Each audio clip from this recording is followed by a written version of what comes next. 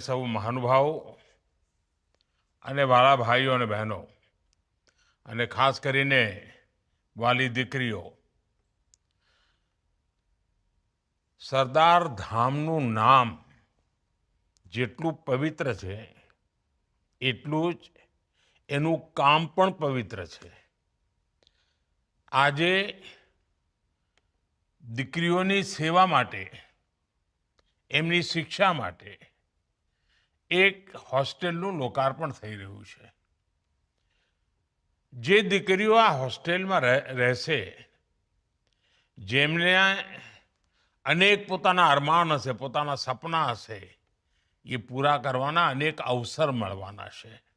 અને એટલું જ નહીં, આ દીકરીઓ જ્યારે પોતાના પગ ઉપર ઊભી હશે, સામર્થ્યવાન થઈ હશે, ત્યારે રાષ્ટ્ર નિર્માણ પર પણ એમની અહમ ભૂમિકા સ્વાભાવિક બનવાની છે. એમનું કુટુંબ પણ સમર્થ બનવાનું છે. અને એટલા માટે હું સૌથી પહેલાં તો આ હોસ્ટેલમાં રહેવાનું જેમને અવસર મળવાનો છે, એવી બધી જ દીકરીઓના એમના ઉજ્જવળ ભવિષ્ય માટે ખૂબ ખૂબ શુભેચ્છાઓ આપું છું. એમના પરિવારજનોને પણ શુભેચ્છાઓ આપું છું. સાથીઓ, આ મારું સૌભાગ્ય છે કે ગર્લ્સ હોસ્ટેલ ફેઝ 2નું એની આધારશિલા મૂકવા માટે આપે મને અવસર આપ્યો હતો. અને આજે સમાજના ભગીરથ પ્રયાસોથી 3000 દીકરીઓને માટે ઉત્તમ વ્યવસ્થા, ઉત્તમ સગવડ સાથે આ ભવ્ય ઇમારત એમને મળી રહી છે. મને કહેવામાં આવ્યું કે વડોદરામાં કંઈ 2000 સ્ટુડન્ટ્સ માટે હોસ્ટેલનું કામ ચાલી રહ્યું છે, પૂરું થવાની તૈયારીમાં છે. સુરત, રાજકોટ, મહેસાણા, એમાં પણ આ પ્રકારના એજ્યુકેશનના, લર્નિંગના, ટ્રેનિંગના એવા અનેક સેન્ટર્સ બનાવવામાં આવી રહ્યા છે. આ બધા પ્રયાસો માટે જે એમાં યોગદાન આપી રહ્યા છે, એ સૌ અભિનંદનના અધિકારી છે. કારણ કે આપણો દેશ તો સમાજની શક્તિથી જ આગળ વધતો હોય છે. હું આજે આ અવસરે સરદાર સાહેબના ચરણોમાં પ્રણામ કરું છું. સાથીઓ, જ્યારે હું ગુજરાતનો મુખ્યમંત્રી હતો, ત્યારે હંમેશા કહેતો હતો કે ભારતના વિકાસ માટે ગુજરાતનો વિકાસ. અને આજે સંજોગ છે કે દેશના વિકાસમાં ગુજરાતે મને જે શીખવાડ્યું, ગુજરાત પાસેથી હું જે શીખ્યો, એ બધું લેખે લાગી રહ્યું છે. તમે બધા જાણો છો કે આજથી 25-30 વર્ષ પહેલાં આપણે ત્યાં ગુજરાતમાં અનેક પેરામીટરમાં કેટલીક બાબતો ચિંતાજનક હતી. ગુજરાત વિકાસની સાથે સાથે સામાજિક ક્ષેત્રમાં પણ અનેક સંકટોથી એની શક્તિ ખપાવી પડતી હતી, ચુનૌતીઓનો સામનો કરવો પડતો હતો. અને એમાં હું તો જ્યારે નવો મુખ્યમંત્રી બન્યો હતો, ત્યારે મેં પહેલી વાર મારા ધ્યાનમાં આવ્યું કે દીકરીઓ શિક્ષણમાં ખૂબ પાછળ છે. અને એ મને બહુ મારા મનને અસર કરી ગયું. અનેક કુટુંબો દીકરીઓને નિશાળ મોકલતા જ નહોતા. અને જે સ્કૂલમાં દાખલ પણ થાય, એ પણ વેળાસર ઉઠી જાય, ડ્રોપ આઉટ થઈ જાય. 25 વર્ષ પહેલા આપ સૌએ મને સાથ આપ્યો અને આખી સ્થિતિ બદલાઈ ગઈ. આપને યાદ હશે, આપણે કન્યા કેળવણી રથયાત્રા કાઢતા. મને યાદ છે, એ વખતે 40-42 ડિગ્રી તાપમાન હોય અને 13, 14, 15 જૂન ગામડાઓમાં જવું એટલે જવું, ઘેર જવું એટલે જવું, દીકરીઓને આંગળી પકડીને નિશાળે લઈ જવી એટલે લઈ જ જવી. શાળા પ્રવેશોત્સવમાં કેટલા મોટા કાર્યક્રમો કર્યા. અને મારું સૌભાગ્ય છે કે આ કામે ખૂબ મોટો આપણને લાભ આપ્યો. અને એનાથી આજે જરૂરત પડી તો શાળાઓના ઇન્ફ્રાસ્ટ્રક્ચર બન્યા, શાળાઓને આધુનિક સુવિધાઓ મળી, બધી જ પ્રકારની વ્યવસ્થાઓ વિકસિત થઈ ગઈ, શિક્ષકોની ભરતી થઈ ગઈ. અને સમાજે પણ એમાં ખૂબ આગળ આવીને ભાગ લીધો અને જવાબદારી નિભાવી અને પરિણામે આવ્યું. આજે એ દીકરા દીકરીઓ જે શરૂઆતમાં આપણે દાખલ કર્યા ને, કોઈ ડૉક્ટર બની ગયા છે, કોઈ એન્જિનિયર બની ગયા છે, ડ્રોપ આઉટ ઘટી ગયો છે, એટલું નહીં, આખા ગુજરાતના ખૂણે ખૂણે અભ્યાસની ભૂખ જાગી ગઈ. બીજી એક ચિંતા મોટી હતી, ભ્રૂણ હત્યાનું પાપ. આ એવડો મોટો કલંક આપણા ઉપર હતો અને ઘણીવાર તો આપણા સમાજમાં તો ખૂબ ચિંતા થતી હતી. આના સામે સમાજે મને મોટો ટેકો કર્યો અને આખું આંદોલન ઊભું કર્યું. આપણે સુરતથી એક યાત્રા કાઢી હતી, ઉમિયા માતા સુધી લઈ ગયા હતા. બેટા બેટી એક સમાન, આ ભાવનાને આપણે વધારે મજબૂતી આપી. અને આપણું ગુજરાત તો શક્તિની ઉપાસના કરનારું ગુજરાત. અહીંયા અમારે ત્યાં ઉમિયા માતા હોય, માં ખોડલ હોય, માં કાળી હોય, માં અંબા હોય, માં બહુચર હોય અને એના આશીર્વાદ હોય. એ સમાજમાં ભ્રૂણ હત્યા એક કલંક હતી. અને જ્યારે આ ભાવના જાગી, બધાનું સમર્થન મળ્યું, આજે ગુજરાતમાં દીકરા દીકરીઓની સંખ્યામાં ભેદ જે ખૂબ મોટી ખાઈ હતી, એને ધીરે ધીરે ધીરે આપણે કાપવામાં સફળ થઈ રહ્યા છીએ. સાથીઓ, મોટા ઉદ્દેશો સાથે જ્યારે પ્રયાસો કરવામાં આવે ને અને પવિત્રતાપૂર્વક કરવામાં આવે, સમાજનું ભલું કરવાના ઈરાદાથી કરવામાં આવે, તો ઈશ્વર પણ સાથ આપતો હોય છે ને ઈશ્વર રૂપી સમાજ પણ સાથ આપતો હોય છે અને પરિણામ મળતું હોય છે. આજે સમાજમાં એક નવી જાગૃતિ આવી છે. આપણે જાતે આગળ આવીને દીકરીઓને હવે ભણાવી, દીકરીઓનું માન સન્માન વધે, એના માટે વ્યવસ્થા ઊભી કરે, ભવ્ય ભવ્ય હોસ્ટેલો બનાવી રહ્યા છે. ગુજરાતમાં જે બીજ આપણે વાવ્યું હતું, એ આજે પૂરા દેશમાં બેટી બચાવો બેટી પઢાઓ એક જન આંદોલન બની ગયું છે. મહિલાઓની સુરક્ષા માટે, મહિલા સશક્તિકરણ માટે દેશમાં ઐતિહાસિક નીતિઓ પર આજે કામ થઈ રહ્યું છે.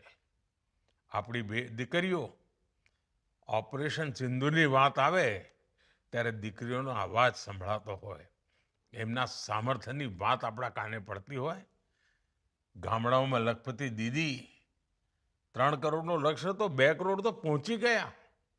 ડ્રોન દીદી, સમગ્ર ગામની અંદર બહેનો તરફ જોવાનો દ્રષ્ટિકોણ બદલાઈ ગયો. બેંક સખી, વીમા સખી, એવી અનેક યોજનાઓ આજે ગ્રામીણ અર્થવ્યવસ્થાને ગતિ આપવામાં આપણી માતૃશક્તિ કામ કરી રહી છે. સાથીઓ, શિક્ષણનો સૌથી મોટો ઉદ્દેશ સમાજમાં સકારાત્મક યોગદાન દેનાર લોકોનું નિર્માણ કરવાનું છે, એવા લોકોની યોગ્યતા વધારવાનું છે. ખૂબ તેજ ગતિથી આજે જ્યારે આ બધી બાબતો આપણે કરી રહ્યા છીએ, ત્યારે એ ખૂબ પ્રાસંગિક થઈ ગઈ છે. હવે આપણી વચ્ચે સ્કિલની સ્પર્ધા હોવી જોઈએ, હુનરની સ્પર્ધા હોવી જોઈએ. અને સમજતા એ સમાજની તાકાત તો હુનર જ હોય છે. આજે સ્કિલ મેન પાવર પૂરી દુનિયામાં ભારતના સ્કિલ મેન પાવરની માંગ છે. દશકો સુધી ભૂતકાળમાં સરકારોએ આ ચીલાચાલુ શિક્ષણ પદ્ધતિનો અમલ કર્યો. આપણે એમાં ખૂબ મોટો બદલાવ લાવ્યા છીએ. આ જૂના જે ઘરેડ હતી ને, એમાંથી બહાર નીકળીને હવે આપણે પરિસ્થિતિને બદલી રહ્યા છે. અને નવી રાષ્ટ્રીય શિક્ષણ નીતિ જે આપણે લાગુ કરી છે, આ રાષ્ટ્રીય શિક્ષણ નીતિમાં સૌથી મોટું આપણું બળ છે એ સ્કિલ ઉપર છે, હુનર ઉપર છે. સ્કિલ ઇન્ડિયા મિશન આપણે લોન્ચ કર્યું છે. આ મિશન અંતર્ગત કરોડો યુવાઓને અલગ અલગ ફિલ્ડમાં સ્કિલ્ડ મેન પાવર તૈયાર થાય, એના માટે કામ કરી રહ્યા છે. દુનિયામાં મોટી માંગ છે. દુનિયાનો એક મોટો ભાગ આજે એજિંગના પ્રોબ્લેમમાંથી ફસેલો છે. એને યુવાનોની જરૂર છે. અને ભારત પાસે વિશ્વને આપવાનું આ સામર્થ્ય છે. આપણા યુવા સ્કિલ હોય તો એમના માટે રોજગારની પણ અનેક સંભાવનાઓ બનતી હોય છે. એનો આત્મવિશ્વાસ છે, આત્મનિર્ભર બને એના માટેનું સામર્થ્ય એમાંથી આવતું હોય છે. અને સરકારનું ખૂબ જોર યુવાઓને રોજગાર, વધુમાં વધુ રોજગાર, એના અવસર ઊભા કરવા માટેનું છે. 11 વર્ષ પહેલા આપણા દેશમાં ગણ્યા ગાંઠા સ્ટાર્ટઅપ હતા. આજે ભારતમાં સ્ટાર્ટઅપની સંખ્યા લગભગ 2 લાખ પહોંચવા થઈ છે. અને એમાંય ટિયર 2, ટિયર 3 આપણા ત્યાં નાના નાના શહેરોમાં આ સ્ટાર્ટઅપ ઊભા થવા માંડ્યા છે.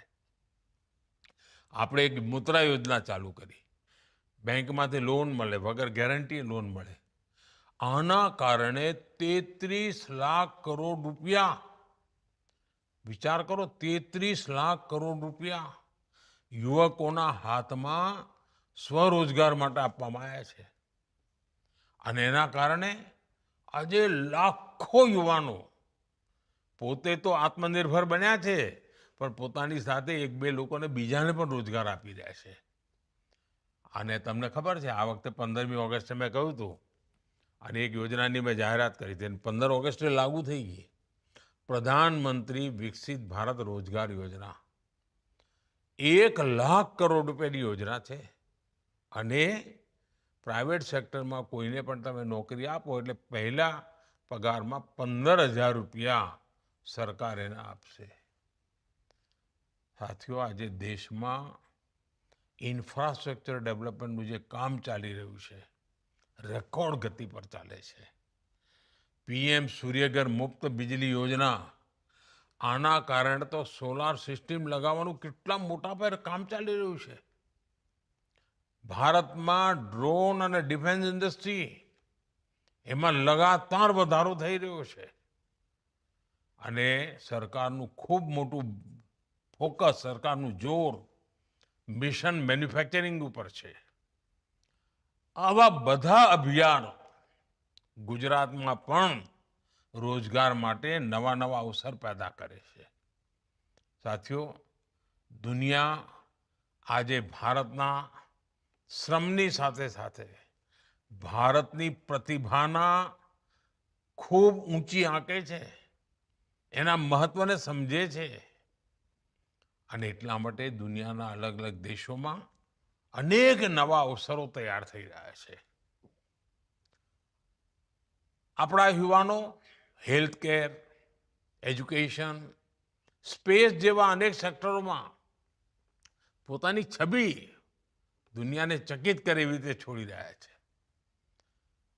સાથીઓ, આ વર્ષના સ્વતંત્રતા દિવસ પર મેં લાલ કિલ્લાથી સ્વદેશી ઉપર ખૂબ જોર મૂક્યું છે, ખૂબ આગ્રહ કર્યો છે. ભારત આત્મનિર્ભર બનવું જોઈએ ભાઈ. અને આજે આટલા સમાજના બધા લોકો મારી સામે બેઠા છે. ભૂતકાળમાં મેં તમને બધાને જે કામ કહ્યા, આંગળી ચીંધવાનું ભલે મને પુણ્ય મળ્યું હોય, પણ મારે આજે કહેવું પડે કે તમે દરેક કામ માથે લીધા અને મને પૂરા કરીને બતાવ્યા છે. અને 25 વર્ષનો મારો અનુભવ છે કે મારી એક પણ અપેક્ષા તમે પૂરી ન કરવી એવું બન્યું નથી. અને એટલે મારી ભૂખ પણ જરા વધી જાય છે. દરેક વખતે કંઈ ને કંઈ કામ તમને કહેવાનું મન જ થઈ જાય છે. તો આજે ખાસ એક વાત કરવી છે. આજના વિશ્વની જે અસ્થિરતા છે, એમાં ભારત માટે ઉત્તમમાં ઉત્તમ માર્ગ છે આત્મનિર્ભર બનવાનો. આત્મનિર્ભર ભારતનો મતલબ છે કે આપણે સ્વદેશી બાબતના આગ્રહી બનીએ. મેક ઇન ઇન્ડિયા, એના માટે થઈને આપણો ઉત્સાહ વધવો જોઈએ. સ્વદેશીનું આંદોલન એ કોઈ 100 વર્ષ જૂનું આંદોલન નથી. આપણા ભવિષ્યને મજબૂતી આપવા વાળું આંદોલન છે. અને એનું નેતૃત્વ આપે કરવું જોઈએ. આપણા સમાજના જુવાનીઓ, દીકરા દીકરીઓએ કરવું જોઈએ. નક્કી કરવું જોઈએ, હવે આપણા પરિવારમાં, આપણા ઘરમાં એક પણ વિદેશી ચીજ નહીં આવે. મેં તો વચ્ચે એકવાર કહ્યું, વેડ ઇન ઇન્ડિયા. અનેક પરિવારો બહાર વિદેશોમાં લગ્ન નક્કી કર્યા, કેન્સલ કરીને ભારતમાં આવીને હોલ બુક કરીને ભારતમાં લગ્ન કર્યા. તો જેમ એકવાર વિચાર કરીએ ને એટલે દેશ માટેની ભાવના આપોઆપ જાગતી હોય છે. મેક ઇન ઇન્ડિયા, આત્મનિર્ભર ભારત, આમાં આપણા બધાની સફળતા રહેલી છે, આપણા બધાની શક્તિ રહેલી છે. આપણી આવનારી પેઢીઓનું ભવિષ્ય એમાં સચવાવાનું છે. અને એટલા માટે નક્કી કરજો મિત્રો, હંમેશા, અને એકવાર ભારતની ચીજો લેવા માંડીશું ને એટલે એમાં ક્વોલિટીમાં સુધારો ઉત્તરોત્તર થવાનો જ છે. કારણ કે માર્કેટમાં બધાને ટકવું હોય, બધા સારું બનાવે, સારું પેકેજિંગ કરે, સસ્તું આપે, અને એટલે આપણે આપણો રૂપિયો બહાર જાય એ હવે આપણને પાલવે નહીં. અને મને વિશ્વાસ છે કે જે નાનકડું કામ મેં તમને સોંપ્યું છે, સમાજમાં એક આખું યોજના બનાવીને જાગૃતિ લાવીને આપ સૌ બધા પૂરું કરશો અને દેશને એક નવી શક્તિ આપશો. અને વેપારીઓને પણ મારી વિનંતી છે, હવે આપણો સમાજ કે ખાલી ખેડૂત નથી રહ્યો, વેપારી પણ થઈ ગયો છે. વેપારી તરીકે મારું કહેવું છે, આપણે બોર્ડ મારીએ કે મારી દુકાનમાં માત્ર સ્વદેશી જ વેચાય છે. જેને સ્વદેશી ખરીદવું હોય મારે ત્યાં આવો. અને આપણે પણ સ્વદેશી માલ જ વેચવો જોઈએ. આ પણ દેશભક્તિ જ છે. ખાલી ઓપરેશન સિંદૂર જ દેશભક્તિ છે એવું નહીં, આ પણ દેશભક્તિ છે. અને મારી આ લાગણીને તમારા સુધી હું પહોંચાડું છું. આપને જરૂર વાચા આપજો, કંઈ ને કંઈ યોગદાન કરજો. આપ સૌની વચ્ચે આવવાનો મને અવસર મળ્યો. હું ખૂબ ખૂબ આપનો આભાર માનું છું અને ખૂબ શુભેચ્છાઓ આપું છું. અને દીકરીઓને મારા અનેક અનેક આશીર્વાદ. नमस्कार।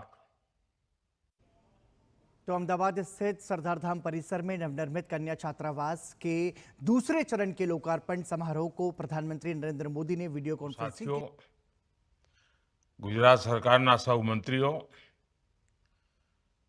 उपस्थित सौ सांसद साथी, धारासभ्यश्रीओ, सरदार धामना प्रमुख भाई श्री गगजीभाई, ट्रस्टी बी.के. पटेल, दिलीप भाई, अन्य सब महानुभाव अने वाला भाईओ अने बहनों, अने खास करीने वाली दीकरीओ, सरदार धामनु नाम जेटलू पवित्र छे एटलू ज एनु काम पण पवित्र छे। आजे